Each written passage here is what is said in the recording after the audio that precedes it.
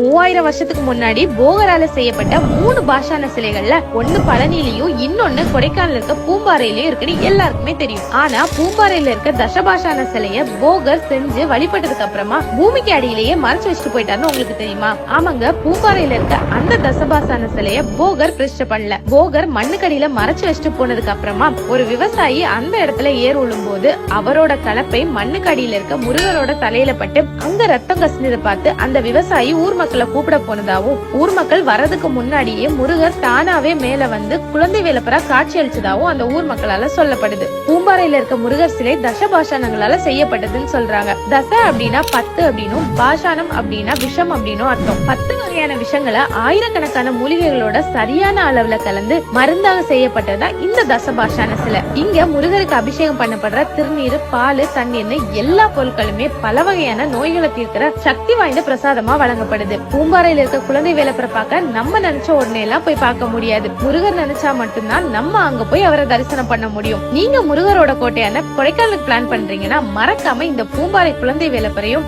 4000 வருஷ பழமையான வில்பட்டி வெற்றி வேலப்பரையும் பார்க்காம போகாதீங்க. உங்களுக்கும் முருகரை பிடிக்கும்னா முருகான